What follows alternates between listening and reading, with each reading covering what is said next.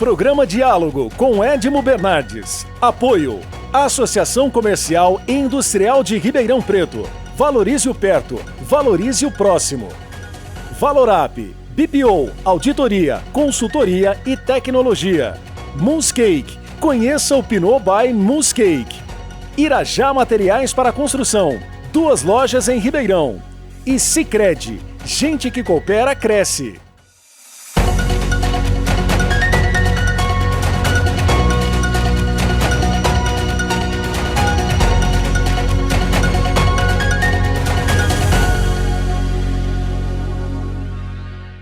Olá, estamos iniciando mais um diálogo e hoje tendo a honra de receber o Dr. Ibiraci Camargo, médico com diversas especialidades na área de saúde mental, mestre, doutor pela USP de Ribeirão Preto, a quem desde já agradeço a sua atenção e gentileza conosco, Dr. Ibiraci. Eu que agradeço, Edmo, a você e a sua equipe pelo convite. Espero poder contribuir um pouco com o tema. Eu quero saber o seguinte: se carros antigos fazem bem para a saúde mental?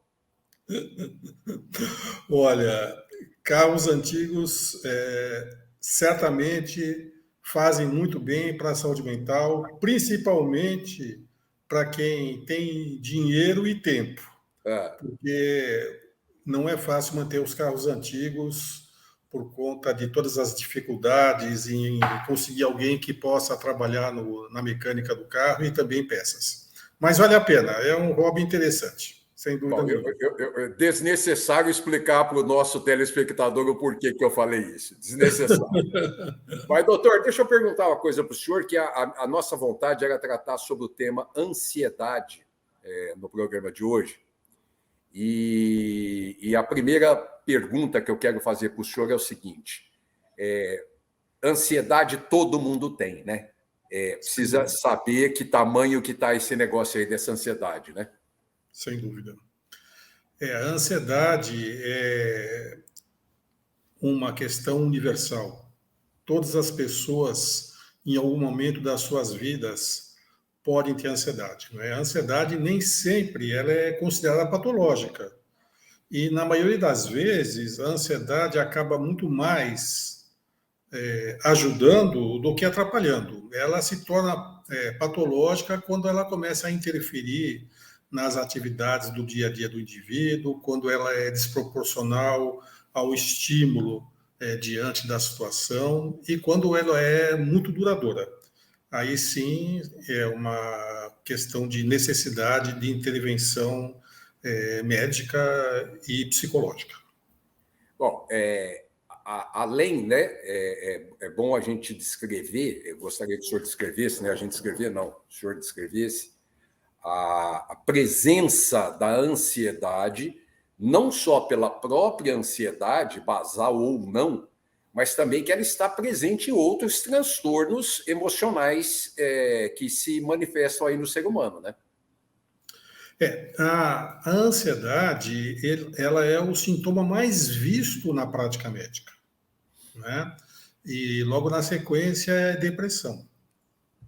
E com muita frequência ela está presente de forma importante em outras condições médicas que não psiquiátricas, né? Então, nós temos várias manifestações bem definidas no campo da psiquiatria, mas nós temos todas as outras condições médicas que dificilmente escapam também de estar associada à ansiedade. E muitas vezes, por além da ansiedade, né, a pessoa que é acometida por esse sintoma pode ter alguns problemas físicos, como falta de ar, tonturas e outras coisas mais. A ansiedade, ela se manifesta de diferentes maneiras em diferentes pessoas, não é? Muitas vezes, a ansiedade ela pode ser manifestada através do que nós chamamos de mecanismos de defesa, que são, assim, defesas que são bem parecidas também com a condição em medicina interna, onde o indivíduo se protege, entre aspas, de alguma coisa um pouco mais complicada. Por exemplo, eu tenho muita vontade de agredir um colega de trabalho, então eu posso inconscientemente desenvolver a paralisia do braço, evitando que com isso eu atinja esse colega. Outras vezes, a ansiedade pode se manifestar através de sintomas, como batedeira ou taquicardia, falta de ar, diarreia, dores pelo corpo, dores nas costas, sensação assim de formigamento nos membros, sudorese. Então, é uma gama ampla de sintomas, né, que faz com que, muitas vezes, isso acabe induzindo o indivíduo a procurar alguma forma de ajuda. Na verdade, quando esses sintomas são mais intensos, aí sim é que a ajuda pode acontecer, né? Porque muitas vezes as pessoas imaginam que com esse tipo de sintoma isso vai passar, é alguma preocupação à toa, e nem sempre isso acontece. Quando esses sintomas são muito intensos, nós podemos estar diante do que nós chamamos de pânico, ataques de pânico, que com o decorrer do tempo eles podem se tornar um transtorno do pânico. É aquela sensação de falta de ar, de desespero, sensação de morte iminente, sensação que eu tenho uma coisa muito rapidamente, senão alguma coisa de pior vai acontecer, dificuldades de ficar em ambientes abertos, dificuldade em ficar em ambientes fechados, e assim uma gama outras de sintomas que acabam concorrendo também para essa patologia. Eu falei em ansiedade basal, né? Eu gostaria que o senhor pudesse nos gentilmente explicar, por exemplo, que a gente tem e sofre de ansiedade não só por natureza, mas também por acontecimentos da vida. Então, por exemplo, um velório, uma pessoa que morreu, de repente um jogo de futebol que o seu amado time perdeu ou vai jogar. Quer dizer, existe o acometimento de ansiedade que, não sei se eu posso chamar de controlado pelos acontecimentos da vida, né? Sem dúvida, né? Quando a gente fala de uma forma geral em transtornos em psiquiatria, com muita frequência nós temos os chamados gatilhos, não é? Nós temos uma patologia muito bem clara chamada transtorno de estresse pós-traumático, né? Por exemplo, diante de uma situação de assalto, esse indivíduo pode passar a ter uma perturbação importante de seu sono, da sua alimentação, da sua condição de lidar com as coisas no dia a dia, enfim. Os gatilhos são muito importantes quando a gente fala de transtornos de ansiedade, sem dúvida nenhuma. Porque, muitas vezes, para que a gente possa cuidar melhor do nosso paciente, nós temos que, de fato, entender o que está acontecendo com esse indivíduo, né? Por exemplo, o indivíduo que está na faixa dos seus quase 60 anos, numa fase de aposentadoria, de repente, ele pode ser demitido do emprego. Então, nós vamos ter que ter toda uma condição de tentar entender o que está acontecendo com essa pessoa e não simplesmente pensar em dar logo um remédio para que essa pessoa fique tranquila, né? Então, ele pode ter motivos suficientes para ter a sua ansiedade. Na verdade, para a gente ter ansiedade, tem que ter motivo ou motivos. Razões ou razões. A gente tem que ter sempre um fator aí que nem sempre a gente consegue identificar rapidamente. Mas a gente tem que procurar ir atrás desses possíveis gatilhos, conforme você mencionou. A pessoa acometida por algum transtorno ou por um medo, por exemplo, uma pessoa que não consegue falar em público, uma pessoa que tenha dificuldade de dar uma entrevista, por exemplo, para a gente aqui, essa pessoa ela acaba, às vezes, inconscientemente evitando passar por isso por conta dessa ansiedade. Sem dúvida, isso acontece. Um exemplo muito frequente que acontece na minha clínica, por exemplo, é a questão dos indivíduos que estão bem posicionados na empresa e são convidados a assumir outras posições em cidades onde as matrizes ou os escritórios acabam ocupando um andar mais alto. E como ele tem fobia à altura, ele acaba evitando aceitar esse tipo de convite, né? Existe, por exemplo, um quadro chamado ansiedade social, que costuma acometer principalmente jovens,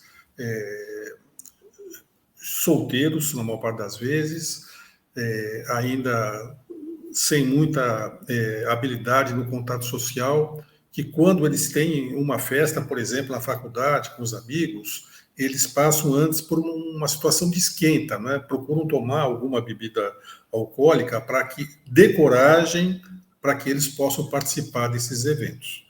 Então, existem inúmeros transtornos ligados à ansiedade e as pessoas procuram alternativas para que possam inicialmente estar participando de uma reunião, de uma festa. Nós temos outra condição, por exemplo, que não é tão infrequente, é o medo da pessoa voar, viajar de avião. Então, muitas vezes, as pessoas necessitam de algum tipo de ajuda, pelo menos naquele momento, para que depois elas possam seguir a sua vida de passeio, de trabalho com mais tranquilidade.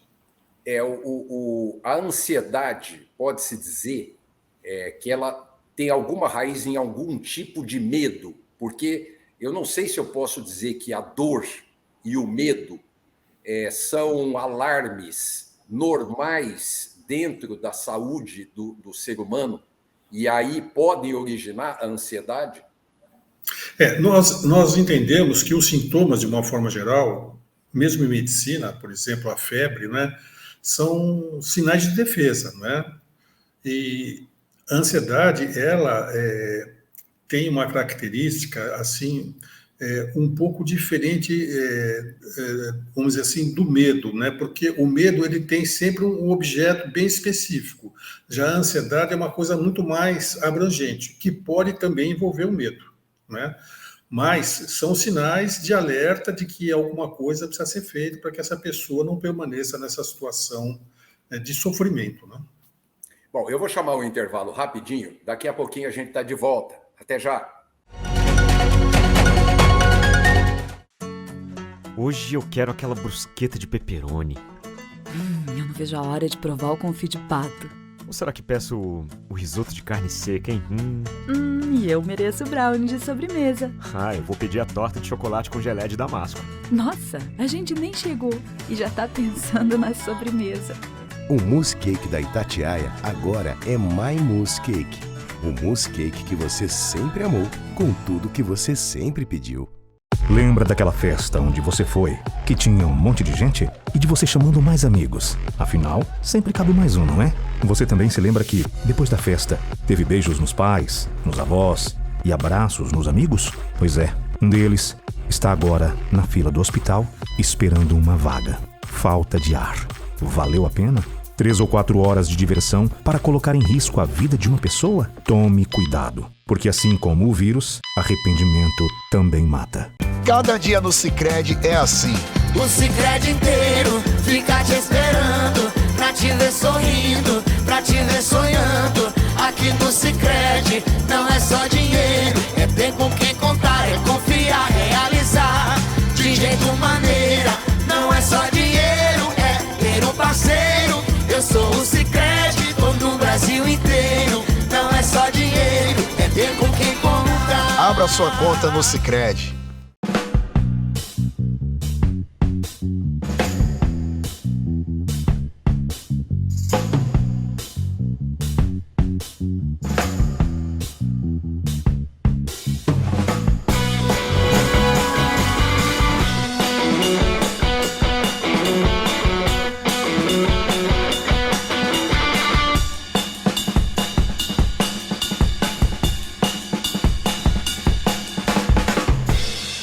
Reforma ou construção. Conte com o Irajá Materiais para Construção, a melhor escolha para garantir o sucesso de sua obra. Irajá, 2 lojas em Ribeirão. Acesse depósitoirajá.com.br. Desafio Irajá, da reforma ou construção. Melhor qualidade, rapidez na entrega, maior economia. Quem pode, faz melhor e garante. Irajá Materiais para Construção. Diálogo, apoio, Acirp, Valorab, Mousse Cake, Irajá Materiais para Construção e Sicredi. Estamos de volta, recebendo hoje o Dr. Ibiraci Camargo, graduadíssimo, especialista em saúde mental, e que trata com a gente sobre a ansiedade. Dr. Ibiraci, ansiedade, né? Primeiro, cabe a um médico, a um profissional especialista, identificar e receber essa pessoa para diagnosticar uma ansiedade basal ou uma ansiedade que começa a extrapolar ou já está extrapolada em algum indivíduo. Sim, quer dizer, eu acho que é até muito difícil nos dias de hoje alguém não ter um pouquinho de ansiedade. A questão toda é saber como que essa pessoa lida com esse sintoma. Se isso de fato começa a trazer um desgaste no dia a dia, se ele começa a dormir mal, se ele começa a ter prejuízo na esfera cognitiva, no relacionamento sexual, na sua capacidade de dormir, então, muito provavelmente, esse indivíduo está um pouco além dessa ansiedade considerada normal, entre aspas. Essa ansiedade normal, ela é muitas vezes, basal, melhor dizendo, ela é muito importante até para as nossas situações de adaptação na vida, né? Conforme eu disse, a ansiedade muitas vezes ela mais colabora do que prejudica, na medida em que os sintomas começam a aparecer, na medida que os pensamentos se tornam mais constantes, por exemplo, em relação a medos, a ideias repetidas que a gente chama de obsessivas, aí sim o indivíduo está precisando procurar uma ajuda. E com aqueles sintomas físicos, né, que o senhor tinha dito no primeiro bloco, sudorese, batimento cardíaco, aquelas coisas todas, né? Sem dúvida nenhuma. Conforme eu estava falando no início, a ansiedade é o sintoma mais visto na prática médica, né? Por isso que é muito importante que todo o clínico possa ter uma boa formação também em psiquiatria para realmente poder encaminhar melhor seus pacientes. Um dos sintomas mais comuns que tem nas emergências são sintomas relacionados àqueles que podem lembrar um infarto agudo do miocárdio, né? Então, o paciente chega com um quadro importante de dor precordial, o clínico preparado vai fazer todos os exames possíveis e, se de fato for descartado essa possibilidade de ser uma doença cardiovascular ou outra, aí nós podemos estar muito provavelmente diante do que nós chamamos de transtorno do pânico. Eu fiz um levantamento aqui num site americano, segundo esse site, 15% da população nos Estados Unidos é acometida de transtorno de ansiedade. Quer dizer, não é brincadeira, não. Não é nada brincadeira. Só para ter uma ideia, Edmo, o Brasil é considerado o país com mais ansiosos no mundo. Isso, trabalhos recentes publicados pela OMS. Então, a nossa população está extremamente ansiosa e, infelizmente, os recursos para atender esses pacientes não são tão assim disponíveis. Nós temos muita dificuldade de atender os pacientes na rede pública. Os planos de saúde sempre apresentam uma lista de espera muito grande e nem todos têm condição de procurar um médico particular para poder cuidar da sua saúde. A ansiedade pode acabar não se tratando, não se cuidando, pode acabar levando à depressão? Sim, sem dúvida. Existem alguns quadros mais específicos que acabam levando mais à depressão. Por exemplo, a ansiedade social, os transtornos do pânico. Na medida em que a pessoa não consiga um progresso no seu tratamento ou esteja impossibilitado de procurar uma ajuda, a depressão também vai se instalando.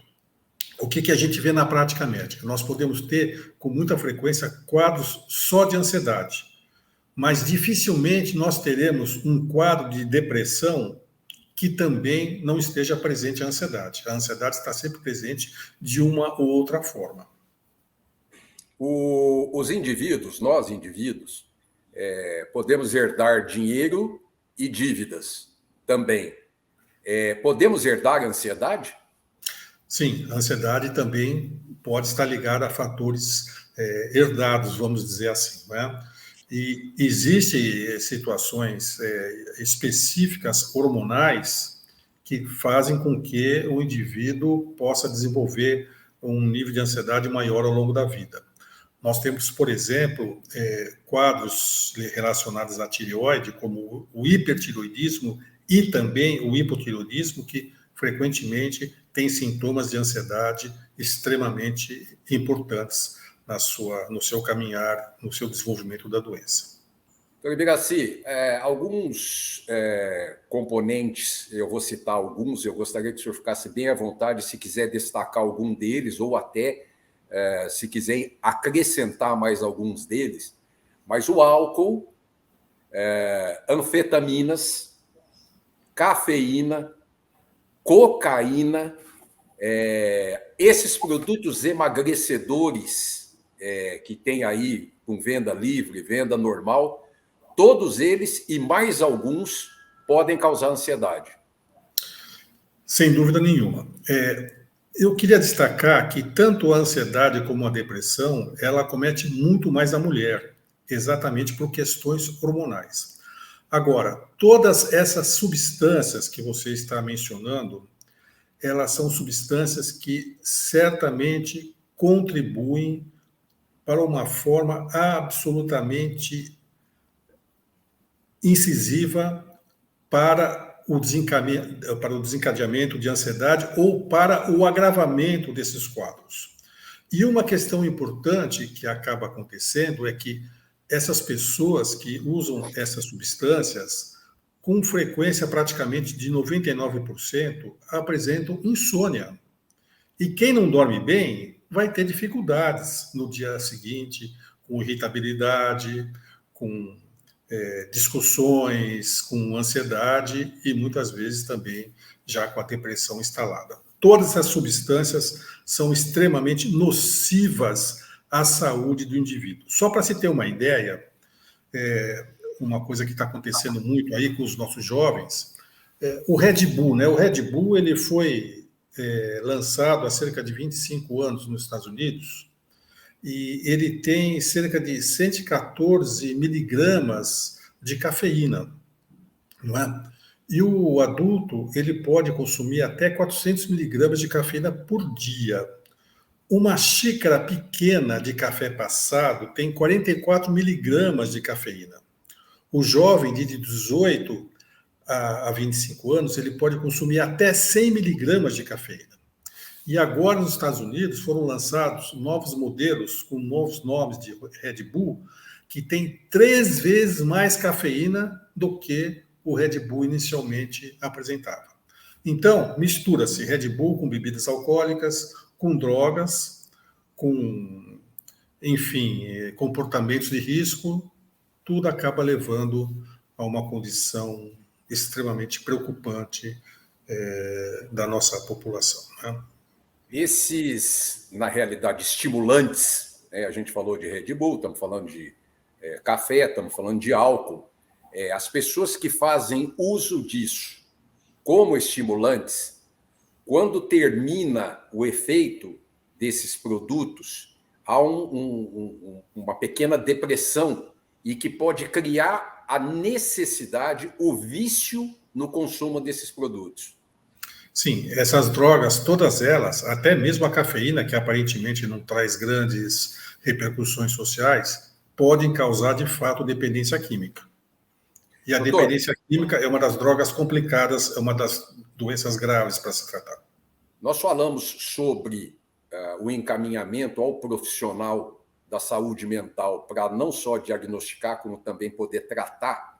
E nós temos aí também uma gama de medicamentos que podem auxiliar, caso necessário, o tratamento das pessoas com transtorno de ansiedade.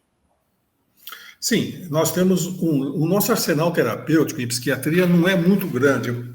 Na verdade, nós ainda não temos drogas totalmente revolucionárias, né? Nós temos drogas recentes, mas não temos as chamadas drogas novas. Nós não temos isso, embora a indústria farmacêutica propague uma série de drogas como revolucionária, nós não temos medicamentos novos, nós temos medicamentos recentes. O que acontece é que esses medicamentos eles precisam ser bem utilizados, bem indicados e controlados. Não é? Quando a gente fala de tratamento farmacológico de ansiedade, nós temos um grupo de medicamentos chamados de benzodiazepínicos que eles não devem ser administrados por mais de que 3 a 4 semanas. Entre eles, os famosos lorazepam, bromazepam, diazepam, que são drogas que não devem ser utilizadas por mais de 3 a 4 semanas. E, no entanto, é usado de uma forma estritamente larga, né? Agora, os outros medicamentos que a gente utiliza também para tratar de ansiedade são os chamados antidepressivos, que funcionam muito bem na maioria dos casos de ansiedade. Agora, o que acontece é que, em psiquiatria, dificilmente a gente escapa de uma abordagem farmacológica, que seria o uso dos medicamentos, e de uma abordagem psicológica. Na medida em que esses pacientes só fazem o tratamento farmacológico, o risco de dependência acaba acontecendo. Quer dizer, o ideal é que esses pacientes possam ter um acompanhamento farmacológico e também um acompanhamento psicológico. Que não é sempre o que acontece. Para concluir, que nós estamos chegando ao final do programa, eu gostaria que o senhor deixasse claro uma coisa para o telespectador. Apenas a medicação, sem o tratamento clínico, tratamento terapêutico, apenas a medicação, a longo prazo, médio prazo, perde o efeito. Não é uma boa ideia medicação a longo prazo. É evidente que nós temos casos na nossa área que o paciente precisa tomar remédio há muito tempo, mas ele precisa ter um seguimento. E precisa ter uma compreensão do porquê ele tem todos esses sintomas. Para a pessoa ter ansiedade, tem que ter motivo ou motivos, não é? Às vezes até pode ser questões hormonais, e nós vamos atrás das causas para poder tratar essa pessoa. Quero agradecer imensamente Dr. Ibiraci Camargo, profundo conhecedor da saúde mental, que nos trouxe aqui uma aula sobre o tema transtorno de ansiedade. Dr. Ibiraci, muito obrigado, até a próxima. Eu que agradeço, um abraço, muito obrigado mais uma vez. Até a próxima. Pessoal, semana que vem a gente está de volta. Até lá. Programa Diálogo com Edmo Bernardes. Apoio: Associação Comercial e Industrial de Ribeirão Preto. Valorize o perto, valorize o próximo. Valorap, BPO, auditoria, consultoria e tecnologia. Moonscake, conheça o Pinot by Moonscake. Irajá Materiais para Construção, 2 lojas em Ribeirão. E Sicredi, gente que coopera, cresce.